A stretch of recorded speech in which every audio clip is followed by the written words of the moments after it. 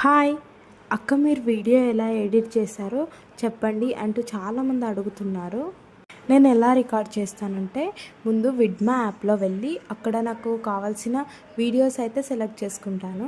అలా అన్ని clips select చేసుకొని వాటిని మంచి క్రాప్ చేసేసుకొని ఇక్కడ మ్యూట్ అని మొత్తం క్లిప్స్ని మ్యూట్ చేసేసుకుంటాను. ఇక్కడ ఆడియో బటన్ అని ఉంటుంది కింద ఆప్షన్స్లో. ఆడియో బటన్ పైన వాయిస్ అని క్లిక్ చేసి అక్కడ నా వాయిస్ అయితే రికార్డ్ చేసుకుంటాను.